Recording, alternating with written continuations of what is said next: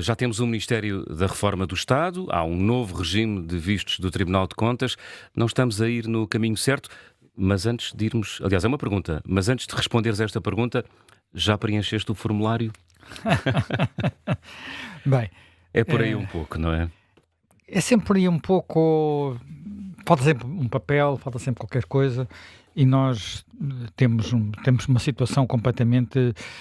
Quer dizer, não é normal porque é um problema que neste momento está a afetar praticamente todos os países desenvolvidos, particularmente a Europa, mas também os Estados Unidos, mas também outras democracias evoluídas, que criaram um conjunto de regulamentos, de complicações que nunca mais acabam, eu diria assim. Por exemplo, em Uma Portugal... teia. Hã? Uma teia. É uma verdadeira teia. Quer dizer, e isto serve para tudo, não é só apenas para quando nós... Quer dizer, é para constituir empresas, é para instalar empresas, é para o Estado fazer as suas obras, ou o Estado fazer os seus investimentos, ou nós fazermos a nossa... Quer dizer, às vezes as coisas menores no sítio onde moramos é um pouco para isso tudo. Aliás, tu julgo que tens aí uns sons, põe o primeiro só para a gente se divertir um bocadinho. Isto é uma coisa que anda nas redes sociais, eu não sei se foi um fado, não sei se anda cantado ou não, mas... Vamos ouvir. Vamos ouvir. Enviei o traço mais limpo à Câmara Municipal. Ui. Disseram falta um registro em formato digital. Voltei com tudo assinado, com zelo sem esmorecer. Disseram quase aprovado, mas falta um parecer. Do ambiente veio atraso, do tráfego indeferir, da cultura mais um caso sem razão para impedir. E há sempre uma entidade que ninguém sabe quem é, que pede mais claridade num detalhe sem porquê. Autoexplicativo este fado, não é? É autoexplicativo e nós já vamos passar outro bocadinho que também é interessante. Sim. Bem, mas vamos lá ver, isto que está aqui a ser contado é a nossa vida, não é? Eu costumo contar uma história que se passou há muitos anos, para ter uma ideia de como isto, infelizmente, só tem piorado. Portanto, nós tivemos o primeiro organismo para fazer a reforma administrativa logo no primeiro governo constitucional. O primeiro governo constitucional tomou posse há praticamente 40 anos, em 1976. As eleições foram a 25 de abril de 76, portanto, enfim, por esta altura não teria tomado, mas estava quase a tomar posse, Mário Soares, e fez logo logo intenções de desburocratizar e de reorganizar o Estado. Na altura até eu diria que a reorganização se calhar estava mais focada para aquilo que tinha sido o Estado herdado, quer do anterior regime, quer depois do tempo da Revolução, mas a verdade é que ao longo dos tempos nós temos feito duas coisas, que é acrescentar estruturas ao Estado, acrescentar funcionários às estruturas, portanto as duas coisas vão juntas, e depois uma outra coisa que é acrescentar normas, regulamentos, necessidades de pareceres, necessidades de papéis, e não fazemos nada, nunca, aquilo que devia ser feito, que é quando se acrescenta algo de novo, é preciso no mínimo, tirar uma coisa equivalente. Porque senão vamos acrescentando sempre camadas para ficar tudo mais complicado. É o chamado mudar tudo para ficar tudo na mesma. Não, é mudar tudo para ficar tudo pior. Infelizmente é para ficar pior, e vais ver porque é que eu digo isto. Eu, há uns 40 anos, numa entrevista, não sei se foi durante a entrevista, se foi no final, na conversa com o Presidente da Câmara de Lisboa da altura, que era Nuno Cruz Abcacis, eu queixei-me a ele e disse-lhe, olha, isto não pode ser, eu fiz agora uma obra em minha casa, eu na altura morava em Lisboa, e estive um ano à espera de licença. E disse, eu estou a mudar isso tudo. Vai ver que se agora, prometo-lhe que neste mandato, isso desce para 6 meses. Passou e talvez 10 anos depois, voltei a fazer uma obra na Casa de Lisboa, e na altura, em vez de um ano, levou 2 anos e meio. Portanto, enfim... Longe do inicial e longe dos prometidos 6 meses. Claro, porque entretanto a Câmara, o Estado, tudo tinha vindo a acrescentar complicações. Burocracias, papéis, pedidos, exigências, tudo se tinha tornado mais complicado. Isso não parou. A verdade é que a sensação que eu tenho é que isso não parou e nós vamos tentar perceber porquê, temos tido muita dificuldade em eliminar estas camadas e, pelo contrário, o discurso público é sempre no sentido de acrescentar qualquer coisa. Por exemplo, se de repente descobrimos que há alguém que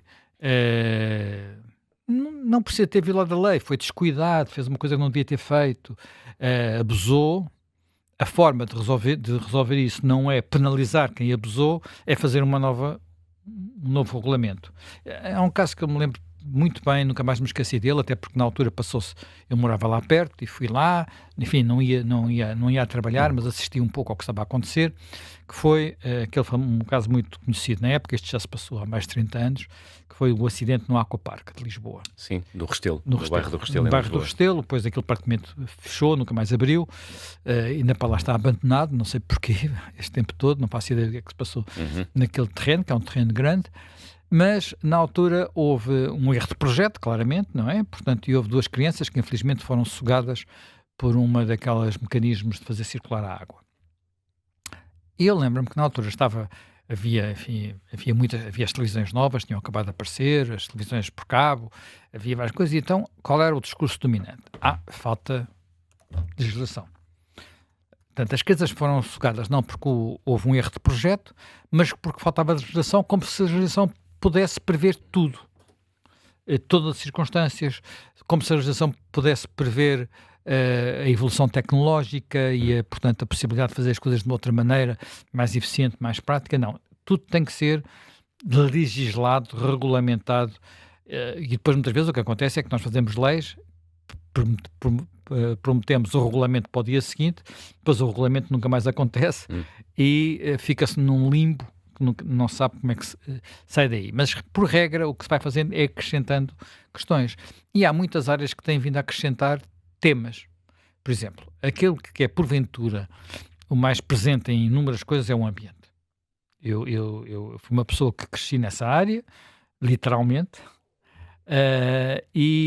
portanto, acompanhei boa parte deste processo, mas sei que é um tema que em Portugal, nos Estados Unidos, na Europa, tem vindo cada vez mais a acrescentar assuntos. E, portanto, nós não saímos disto. Portanto, não saímos disto, pelo contrário, temos cada vez mais questões. Outros são as questões que têm a ver com saúde. Que, repara, o ambiente é tudo, é o ruído, é isolamento térmico, quer dizer, naturalmente as emissões e outros temas, mas paisagem. Paisagem, é imensa coisa. Biodiversidade. Portanto, zonas protegidas, zonas vedadas, zonas condicionadas, por exemplo. E, portanto, depois temos uma situação que muitas vezes não conseguimos sair disto. E, pelo contrário, criamos a confusão. Eu tenho uma situação simples que vou aqui contar, apesar de ser particular, já percebi que é geral, tão geral, que hoje até vem uma entrevista do ministro na capa do Público, neste caso concreto, a queixar-se de coisas parecidas. Portanto, as coisas não se passam só do simples cidadão que interage com o Estado, é o Estado a interagir com ele próprio, a dar, por isso estou a falar do ministro da Economia, que está a queixar-se que há muita burocracia por causa do problema da limpeza das matas. Neste caso concreto não é um problema de limpeza das matas, é este inverno, como toda a gente sabe, houve temporais, houve muito vento, caíram muitas árvores, e eu no sítio onde vivo havia uma árvore, tenho lá umas árvores que por acaso são infestantes, no sentido de são árvores que não deviam lá estar, são árvores que ocupam o espaço das árvores que deviam lá estar, portanto, como aquilo fica perto da estrada, eu fiz enfim, não fui eu, foi a minha mulher, portanto, fizemos um pedido para abater ali 2 daquelas árvores para cortar, portanto, e fomos, aqui há uns tempos, eu já fiz isto várias vezes, com os parques, digamos, o Parque Natural de Sintra-Cascais, e das primeiras vezes, às vezes ia lá um técnico, olhava, se a senhora corta, não há problema, ou às vezes não ia ninguém, a gente só descrevia, tudo bem. Desta vez surgiu uma novidade. Não, isto não tem que ser aqui, tem que ir à Câmara também. A Câmara tem um plano de espaços públicos, não sei o quê, uma coisa qualquer, sobre o que se pode fazer, não se pode fazer, um regulamento imenso, que depois tive a ler, um regulamento que nunca mais acaba, e isto começou em janeiro, e agora, no princípio, não sei se foi nos últimos dias de abril, se no princípio de maio, quer dizer, entretanto, isto nem imagina, as coisas que ficam para meio disto, funcionários em teletrabalho, tudo a ser desbloqueado a certa altura porque o porteiro já reconhecia a minha mulher e, portanto, já não conseguia ouvi-la mais. Portanto, coisas que todos nós já passámos por isto. E, portanto, lá conseguiu não sei o que mais, tal, papéis para cima, papéis para baixo, agora faço isto, agora faço aquilo, faço aquilo outro. Finalmente recebemos uma coisa da Câmara a dizer, não, isto não é nossa competência, podem... Portanto, quem trata é o PARC, ao fim de 5 meses. Ao fim de 5 meses. Portanto... E isto tudo porquê? Porque se aquilo fosse num sítio discreto, como é que costumo dizer, fazia-se aquilo que todas as pessoas fazem. Corta-se as árvores, que são pequeninas, são infestantes, não tenho nenhum problema de consciência, sei o que estou a fazer, ninguém dá por isso. Como dá para a estrada, já sei que se no momento em que aparecer ali uma motosserra, há um automobilista que faz queixar a GNR e a GNR aparece-me lá 5 minutos depois. Portanto, porque já me aconteceu quando eu estava a fazer coisas mais pequeninas, exatamente daquela maneira. Depois tenho sempre lá os papéis, todos preparados do parque, para chegar a GNR, dizer, está aqui o papel. Sim senhor, muito obrigado e tal. Desculpe lá ter incomodado e tal. Pronto. Mas isto é apenas quer dizer, agora multiplica isto por coisas, isto é minúsculo, é micro, é uma árvore, 2, infestantes. Portanto, não deviam lá estar. Devia ser missão pública cortá-las. Mas não, isto é ao contrário. E, por exemplo, eu este fim de semana andei a passear pela Serra a pé. Serra de Sintra. Serra de Sintra.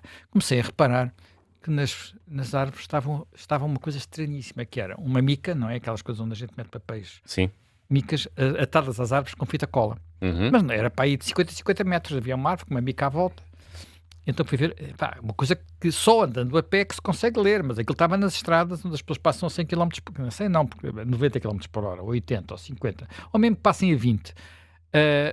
Parei, pus-me a ler, então o que é que era? Era uma resolução da Câmara Municipal sobre a limpeza das matas. A dizer, é obrigado, basicamente a transcrever a lei. Então, eles acharam que a maneira de... alguém achou, isto já todos os anos é a mesma coisa. Só que este ano eu vi mais do que é habitual. Talvez seja uma Câmara nova, portanto, em vez de publicar de quilómetro em quilómetro, publica de 100 em 100 metros, põe de 100 em 100 metros uma mica atada a fita cola a uma árvore, num sítio que ainda por cima é público, por exemplo, na estrada que eu fiz na Serra de Sintra, são matas do Estado, nem sequer matas privadas. Mas isto é... Quer dizer, mas fazem aquilo provavelmente para se defenderem de não fazerem e haver uma ilegalidade qualquer. É para obedecer àquele critério que é o dever de comunicação. Mas aquilo não é dever de comunicação nenhum. Não sei, digo eu. Sei lá o que é aquilo não faço ideia do que é. Não faço ideia, é ridículo. É ridículo, é um desperdício de micas e papel e seguramente os funcionários que andaram ali a fazer aquele trabalho, não é? Portanto... Mas isto é apenas um pequeno exemplo de coisas que me acontecem todos os dias e que nós sabemos que há uma vontade, quer dizer, há um discurso público sobre esta matéria, que vem andando de governo para governo. Eu comecei por Mário Soares, mas nós lembramos outras coisas. Houve também uma coisa feita, um grande programa do tempo de Cavaco Silva, depois houve o Simplex e as lojas do Cidadão. E quando começou as lojas do Cidadão, eu na altura lembro-me penso que na altura escrevia sobre isso até, em que dizia... A loja do Cidadão é muito simpático, mas se nós, por trás daquele balcão, continuarmos a ter a mesma necessidade de papelada, aquilo é só uma interface simpática para o cidadão, porque ele chega lá e depois tem que levar os mesmos papéis, pedir os mesmos papéis, continuar a enfrentar as mesmas dificuldades e os mesmos obstáculos. Enganei-me, porque passados estes tantos anos, ele tem mais obstáculos para ultrapassar, tem mais papéis para apresentar, como de resto... quer dizer, esse fato que nós estávamos a ouvir há pouco, de alguma forma simboliza. E a questão que se coloca é porquê que é tão difícil ir eliminando isto. Acho que vale a pena ouvir mais um bocadinho do fato, porque dá-nos uma pistazinha que vale a pena explorar, na minha perspectiva. Um técnico diz está com fome, outro manda alterar, outro muda toda a forma do que eu quis desenhar. Cada qual o seu critério, cada olhar sua razão, faz da lei um mistério mistério e do traço opinião. Cada câmara um critério, cada parecer uma lei, cada norma um mistério, ninguém sabe de onde vem. E o tempo esse não espera, mas fica tudo parado. Tudo parado, não é? Não, mas repara, o que é que ele diz aí? Que é, no fundo, aí retrata uma situação com que todos passamos a vida a viver, que é confrontamos-nos com a discricionariedade da pessoa em cima da qual pôs o nosso processo. O nosso processo, e muitas vezes é o próprio processo do Estado, não é? Portanto, e a discricionariedade é alguém resolveu bem, porque há sempre uma vírgula qualquer que não está correta. Há uma coisa que, por exemplo, enfim, não tem nada a ver com isto, tem a ver com outra coisa, mas que aprendi ao longo da vida, que é, se eu for mandado parar pela GNR, quando for a conduzir, eu dou sempre razão, mesmo que tenha eu a razão. Porque cada vez que eu tinha razão e protestei, ele é capaz de me dar razão naquele caso. Mas se der a volta ao carro, é quase impossível não encontrar uma vírgula qualquer, um detalhe qualquer que esteja conforme a lei. E, portanto, eu vou sempre ter que pagar a multa. Quer dizer, pode ser qualquer coisa, pode ser porque não está qualquer coisa, o colete, o triângulo, o farolinho está rachado, há qualquer coisa que ele vai descobrir. A não ser que o carro tivesse acabado de sair da inspeção, mesmo assim não tenho a certeza. Porque às vezes a gente tira o carro da inspeção e eles dizem, está tudo bem, mas tem que corrigir isto. E nós ainda não tivemos tempo de corrigir. Portanto, há sempre qualquer coisa que é possível implicar, como se costuma dizer. E agora a pergunta é, mas porquê é que as pessoas implicam? E eu estou a usar um termo, ou porquê é que as pessoas chamam a atenção, vá lá, para ser mais de mérito. Aqui há dois aspectos. Por um lado, digamos, aquilo que eu consideraria até um instinto positivo, a noção de que há alguns valores que são muito importantes e que é necessário preservar, e, portanto, eu vou preservar coisas como, sei lá, a possibilidade de, em todas as casas, mesmo mais minúsculas, poderem andar cadeiras de rodas, que é uma das coisas que agora é obrigatório. Portanto, todas as casas, mesmo aquelas que claramente não são para pessoas com cadeiras de rodas, que vão ser alugadas, que não é ninguém... Quer dizer, não, todas têm que ter casas de banho com espaço para as pessoas darem as voltas com as cadeiras de rodas, tudo isto, tudo aquilo, tudo aquilo outro. Se não fizeres, não é aprovado. É uma boa intenção, mas eu pergunto, é necessário? É obrigatório? Tem que andar toda a gente a verificar isso? Não será, quer dizer, isso é um exemplo. Mas outra questão são as questões, muitas vezes as questões que têm a ver com o ambiente, com normas que têm a ver com isso. Por exemplo, aqui uma das coisas que está neste momento mais complicada é o problema dos cortes de árvores. Ainda há bocado referi, que eu fui até por curiosidade de ver. Enfim, há árvores que pura e simplesmente é proibido cortar. Não podes cortar um sobreiro, nem podes cortar uma azinheira. Eu não sei se as pessoas têm noção do que é que estamos a falar quando falamos sobre as azinheiras. Não estamos a falar de chaparros no meio do Alentejo, que toda a gente vê árvores magníficas. Muitas vezes estamos a falar de árvores que cresceram no meio de outras, que são fininhas, são estreitas. Eu tenho muitas, literalmente muitas, no azinheiras não, porque ali em Sintra não se dão. Mas sobreiros tenho imensos. Nunca cortei nenhum. Mas já me aconteceu ao cortar outras, caírem por cima de um sobreiro e estragarem, e partirem de todo. Felizmente não estava lá ninguém, eu não sei se vou apanhar uma multa por estar a dizer isto, mas não estava lá ninguém para ver. Aliás, o vento também já fez cair algumas árvores, e ao cair nessas árvores também levaram outras atrás. Portanto, mas não é só isso. Qualquer outra coisa tem que ter uma coisa chamada Manifesto de Corte de Árvores, que tem que ser apresentado junto do ICNF. O ICNF, Instituto de Conservação da Natureza e Florestas, em muitos aspectos, tem pessoas notabilíssimas, mas é dos organismos públicos também, que em muitos aspectos mais se degradou. E eu sei do que falo. Quer dizer, degradou-se não apenas porque hoje em dia não temos os famosos guardas florestais que tínhamos no passado, isto na parte das florestas, mas também na área do ambiente às vezes é uma tragédia absoluta o que lá se passa, e quem lá trabalhou tem noção disso. Eu estou a falar, o meu pai foi presidente deste serviço quando ele nasceu. Portanto, tenho ideia do que é que se passou ao longo dos anos. Tenho lá muitas pessoas conhecidas. Portanto, infelizmente tenho que dizer isto, porque aquilo era uma das coisas que suscitava até maior esperança. E uma das coisas que depois acontece, e aqui vamos à parte negativa, que é, quando te vês, de repente, por exemplo, o teu serviço está desqualificado, tu sentes quase necessidade de vingar sobre o cidadão. Dizer, isto tem que funcionar de uma forma qualquer. E então complicas. Ou então faz uma coisa que é pior ainda. E aí é genérico. Que é, se alguém diz, olha, eu tenho que eliminar isto do regulamento do ruído, eu tenho que eliminar aquilo do regulamento das árvores, eu tenho que eliminar aquilo do regulamento dos resíduos, eu tenho que eliminar aquilo da complicação. Nós temos, da complicação, por exemplo, dos impostos. Nós, nos impostos, temos o IRC mais complicado da Europa. Temos mais de 100 normas no IRC. IRC é o imposto sobre as empresas. Temos mais de 100 normas no IRC que dão exceções fiscais e benefícios fiscais. 100 normas de benefícios fiscais. Temos 6 patamares de IRC. Não, temos um, mas não sei quantas derramas por cima disso, que dá um recorde absoluto na Europa. Portanto, mas agora eu digo, vou acabar com aquele benefício fiscal, vou acabar com aquela norma do ruído, vou acabar com aquela norma dos resíduos.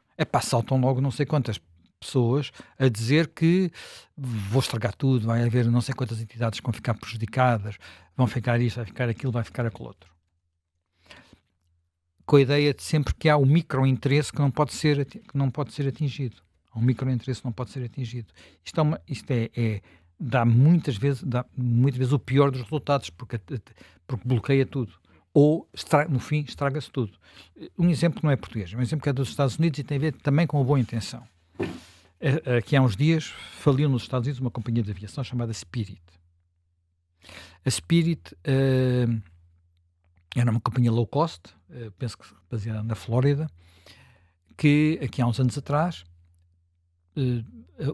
esteve para entrar numa operação com outra companhia low cost, que é a JetBlue, que a JetBlue tem mais... Eu creio que a JetBlue ainda tem na sua origem aquele nosso empresário da TAP, que toda a gente, que o Pedro Nuno Santos detestava, e é uma das muitas empresas que ele fez com sucesso, e a JetBlue propunha-se juntar-se, quer dizer, fazer uns code shares e umas coisas com a Spirit para salvar a Spirit, que já estava em dificuldades. Houve um juiz de um tribunal de concorrência que disse que não podia ser porque havia umas carreiras lá pequeninas, lá num cantinho qualquer das atividades da Spirit, onde havia uma oferta de low cost que iam poder perder a oferta de low cost. E, portanto, impediu, à lei em nome das leis antitrust, neste caso não é uma lei ambiental, é uma lei antitrust, impediu que aquilo tivesse concretização. A JetBlue agora faliu, são 15 mil pessoas que vão para o desemprego. Pronto, lá nos Estados Unidos, ao menos as coisas vão à falência quando têm que ir, não é? Ao menos é essa a vantagem. Outros ocuparão o espaço que ficar livre e provavelmente esses trabalhadores daqui a uns tempos já estão empregados outra vez. Mas isto é os efeitos perversos da vontade de solucionar os temas todos. E depois há outra coisa que eu acho que ainda por cima é porventura uma das razões principais disto tudo. É que se eu for eliminando estas pequenas competências, daqui a uns tempos, há pessoas que deixam de ter razão de ser. Há empregos, há lugares que deixam de ter razão de ser. Portanto, há muita gente dependente disto. Portanto, há muitos microlobbies. Atenção, alguns dos microlobbies até podem ser alimentados por boas intenções. As pessoas podem estar convencidas de que se estirarem aquela competência o mundo vai cair, porque aquilo é o seu mundo, é o seu pequeno mundo, é a sua pequena preocupação, é aquilo que lhe deu razão à sua vida. E a própria estrutura da administração pública, que não permite mobilidade, por exemplo, não lhe encontra novos desafios, novas razões para a sua vida. Portanto, as pessoas agarram-se. Isto é humano, não estou a chamar ninguém, não estou a dizer que são pessoas perversas. As pessoas agarram-se àquilo que acham que é importante, àquilo em que acreditaram, e não conseguem perceber que podem a certa altura, estar-se a tornar parte do problema. Aquele juiz que fez aquilo nos Estados Unidos achava que estava a fazer a sua função, mas estava a fazer mal. Portanto, estava a aproveitar, a usar uma pequena prerrogativa de uma lei para salvar algo que ele achava que era importante, e à conta disso destruiu tudo. Portanto, e nós estamos cheios destas situações. E aquele bocadinho do fato há pouco, no fundo são pessoas que estão nos seus sítios, que querem às vezes fazer valer o seu trabalho, dar sentido até à sua função, o ordenado que recebem no fim do mês, e à conta disso vão dando pareceres, dando isto, e olham para aquilo, e eu muitas vezes interrogo, mas por exemplo, quando eu vou fazer uma obra de engenharia, quando eu projeto quando eu faço o projeto de um edifício, ou um projeto de águas, ou um projeto elétrico, ou um projeto que quer que seja, será que é o técnico que está na Câmara que vai saber mais do que eu para verificar se os meus cálculos estão corretos, se aquilo está tudo bem feito? Mas quem diz a Câmara pode dizer a redes, pode dizer o Serviço de Telecomunicações, pode dizer a ANACOM, pode dizer a Autoridade da Concorrência. Tudo isto está cheio de técnicos e de pessoas que andam a fazer isso. É muito frequente, por exemplo, fazer-se coisas. Eu já vi, em alguns casos, como é que, de certa altura, os governos e as câmaras tentam detornear isto, que eles sabem que é um problema, porque isto atós também a eles. Criam tempos as pessoas têm que responder em não sei quantos dias. Às vezes são prazos enormes, às vezes são prazos curtos. Eu conheço situações em que as pessoas encontraram forma de resolver o seu problema da seguinte forma. Colocavam o projeto, sabiam que tinham, por exemplo, um mês para dar resposta, ou 30 dias, ou coisa assim do género. Então colocavam aquilo em julho, sabendo que até ao fim de julho não ia ser, e a seguir o técnico ia de férias. E depois a seguir, quando acabasse o mês de agosto, já tinha o problema resolvido, porque era referimento tácito. Quer dizer, porque depois criamos um mecanismo perverso, claro. Não é? Criamos um mecanismo perverso porque o sistema incentiva a isso. Como é que isto se desmonta? Isto, de facto, é muito difícil de desmontar, como o exemplo que tu deste, não é? Eu não sei, não consigo entrar no detalhe para perceber porque é que mecanismos que foram anunciados no princípio, quando foram anunciados logo a seguir, foi uma decisão deste governo.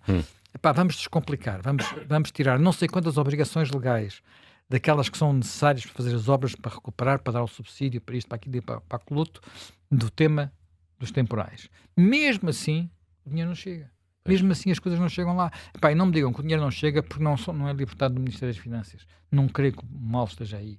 Não chega, olha, porque falta um papel. Falta não sei o quê. Quer dizer, uma das coisas que, por exemplo, neste processo que eu tive com a minha árvore invasora à beira da coisa de Sintra, é que o mesmo serviço obrigou quem estava a tratar disto a entregar várias vezes os meus papéis. Tudo papéis que são públicos. Tudo papéis que são públicos, quer dizer, são coisas que só que muitas vezes tem que se pagar para isso. Tem que tirar mais uma certidão, não sei o que, predial, uma certidão, não sei o que, da empresa, uma certidão, não sei o que, disto e daquele outro. Tudo que está na base, digamos, nos computadores do Estado, nos serviços do Estado, que o Estado pode consultar e pronto, tem que se lá ir buscar. E às vezes descobre-se, no meio disso tudo, armadilhas, não é? Armadilhas que às vezes bloqueiam situações que podem bloquear durante anos. Quer dizer, anos.